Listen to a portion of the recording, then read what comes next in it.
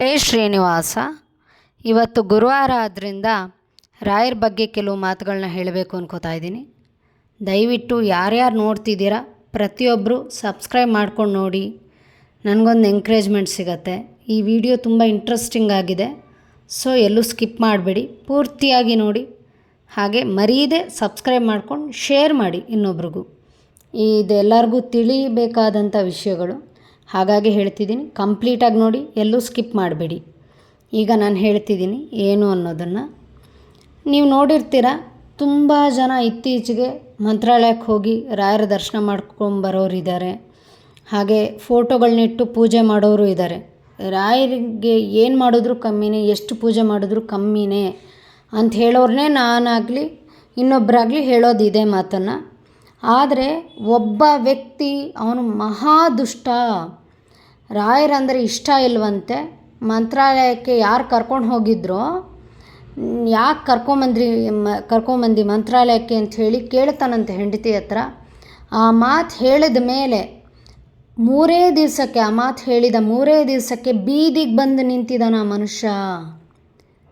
ರಾಯರು ಶಿಕ್ಷೆ ಕೊಟ್ಟಿಲ್ಲ ಯಾರು ಅನ್ನೋದನ್ನು ಮುಂದೆ ಹೇಳ್ತೀನಿ. ಕಂಪ್ಲೀಟಾಗಿ ನೋಡಿ ಏನು ಅನ್ನೋದನ್ನು.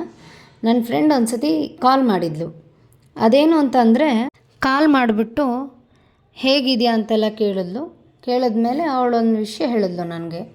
ನೋಡೆ, ನಾವು ಮಂತ್ರಾಲಯಕ್ಕೆ ಹೋಗಿದ್ವಿ, ಹಾಗೆ ನಮ್ಮ ಮಾವನ್ನು ಕರ್ಕೊಂಡು ಹೋಗಿದ್ವಿ. ನಾವೆಲ್ಲ ಕರ್ಕೊಂಡು ಹೋದಾಗ ನಮ್ಮ ಅತ್ತೆ ಹತ್ರ ಜಗಳ ಆಡ್ತಿದ್ರು ಕಣೆ.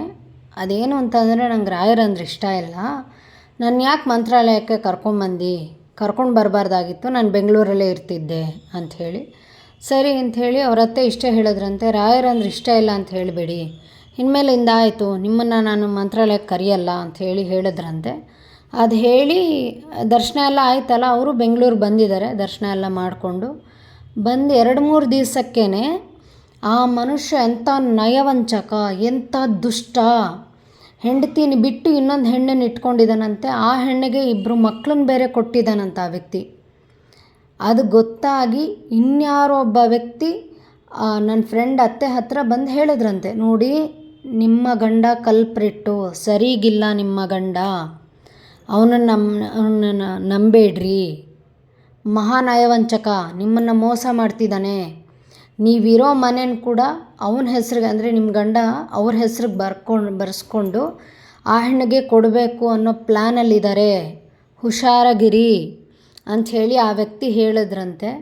ಹೇಳಿದ ಮೇಲೆ ಆ ಹೆಂಡತಿ ತುಂಬ ದುಃಖಪಟ್ಟು ಪಾಪ ಗಂಡನ ಹತ್ರ, ಏನು ರೀ, ನನಗೆ ಈ ವಿಷಯಗಳು ಗೊತ್ತಾಯಿತು, ನೀವು ಮಾತಾಡಿರೋ ಕಾಲ್ ರೆಕಾರ್ಡ್ಸ್ ಕೂಡ ನನಗೆ ತೋರಿಸಿದ್ರು, ಏನಿದು ಅಂತ ಹೇಳಿ ಕೇಳಿದ್ರೆ ಆ ವ್ಯಕ್ತಿ ಹೇಳ್ತಾನಂತೆ, ಯಾರೂ ಮಾಡದೇ ಇರೋದು ಮಾಡಿದ್ದೀನ ನಾನು, ಎಲ್ಲರೂ ಇಟ್ಕೊಂಡಿರ್ತಾರೆ ಸಂಬಂಧಗಳು, ನಾನು ಇಟ್ಕೊಂಡಿದ್ದೀನಿ, ತಪ್ಪೇನಿದೆ, ನಿಂಗೇನು ಅನ್ಯಾಯ ಮಾಡಿದ್ದೀನಿ, ಸ್ವಂತ ಮನೆ ಕೊಟ್ಟಿಲ್ವಾ, ಮಕ್ಕಳನ್ನ ಕೊಟ್ಟಿಲ್ವಾ ನಿನಗೆ ಅಂತ ಹೇಳ್ತಾನಂತ ಆ ವ್ಯಕ್ತಿ. ನೋಡಿ ಎಂಥ ಪಾಪಿಷ್ಟ ಆ ವ್ಯಕ್ತಿ. ಆಮೇಲೆ ಕಡೆಗೆ, ನಾನು ಮನೇನ ನಿಮ್ಮ ಹೆಸ್ರಿಗೆ ಬರೆಯಲ್ಲ, ನೀವೇನಾದರೂ ಮಾಡ್ಕೊಳ್ಳಿ, ನಾನು ಬರೆಯಲ್ಲ, ನಿಮ್ಮನ್ನು ನಂಬೋದು ಇಲ್ಲ ಅಂತಂದರೆ ಅವಮಾನ ಆಗಿ ನಾನು ಇನ್ಮೇಲೆ ಈ ಮನೇಲಿ ಇರಲ್ಲ ಅಂಥೇಳಿ ಹೊಟ್ಟೋದ್ನಂತೆ ಮನೆಯಿಂದ. ಮಗಂಗೂ ಯಾವ ಪಾಪ ಬರಲಿಲ್ಲ ನೋಡಿ, ಮಗ ಏನು ಹೊರಗಡೆ ಹಾಕಲಿಲ್ಲ ಆ ಮನುಷ್ಯನ, ಅವನೇ ಹೊಟ್ಟೋದ್ನಂತೆ, ನಾನಿರಲ್ಲ ಈ ಮನೇಲಿ, ನಿನ್ನ ಜೊತೆ ಇರೋಕ್ಕೂ ನನಗಿಷ್ಟ ಇಲ್ಲ ಅಂಥೇಳಿ. ಹೋಗಿ ಕೆಲವು ತಿಂಗಳುಗಳಾದಮೇಲೆ ಮತ್ತೆ ಬಂದಂತೆ, ನನ್ನೂ ಸೇರಿಸು, ನಾನು ಕಟ್ಟಿದ ಮನೆ ಅಲ್ವಾ ಅಂಥೇಳಿ. ಅವ್ರಿಗೆ ಬೇಜಾರಾಗಿತ್ತು. ಆಮೇಲೆ ಸೇರಿಸಲ್ಲ ನಾವು, ನೀವು ಹೊಟ್ಟೋಗ್ತಾ ಇರು, ಮನೆಯಿಂದ ಹೊರಗಡೆ ಹೊಟ್ಟೋಗಿದೆಯಾ ಅಲ್ಲೇ ಇದ್ಬಿಡು, ನೀವು ಬರ್ಕೂಡ್ದು ಅಂಥೇಳಿ ಹೊರಗೆ ಕಳಿಸ್ಬಿಟ್ರಂತೆ. ಆ ಮನುಷ್ಯನ ಮನೆಗೂ ಕೂಡ ಸೇರಿಸ್ಲಿಲ್ವಂತೆ. ನೋಡಿ, ರಾಯರನ್ನು ಅಂದಿದ್ದ ಪಾಪದ ಫಲ. ಆ ಮನುಷ್ಯ ಈಗ ಬೀದಿನಲ್ಲಿ ಬಂದು ನಿಂತಿದ್ದಾನಂತೆ. ನನ್ನ ಫ್ರೆಂಡ್ ಹೇಳಿದ್ಲು, ಹೀಗಾಗಿದೆ ನಮ್ಮ ಮಾವನ ಪರಿಸ್ಥಿತಿ ಅಂಥೇಳಿ. ನೋಡಿ, ರಾಯರನ್ನು ಇಷ್ಟಪಡೋರಾದರೆ ಇಷ್ಟಪಡಿ, ಇಷ್ಟ ಇಲ್ಲ ಅಂಥೇಳಿ ಅವರು ನಂದರೆ ರಾಯರು ಸುಮ್ಮನೆ ಬಿಟ್ಬಿಡ್ತಾರೆ. ಅವರು ಕರುಣಾಮಯಿಗಳು, ಯಾರಿಗೂ ಶಿಕ್ಷೆ ಕೊಡಲ್ಲ ರಾಯರು. ಪರಿವಾರ ದೇವತೆಗಳು ಸುಮ್ಮನೆ ಬಿಡ್ತಾರಾ, ಇಲ್ಲ ನರಸಿಂಹದೇವ್ರು ಸುಮ್ಮನೆ ಬಿಡ್ತಾರಾ? ನರಸಿಂಹದೇವ್ರಿಗೆ ಪ್ರಿಯವಾದ ಭಕ್ತರೇ ಈ ರಾಯರು.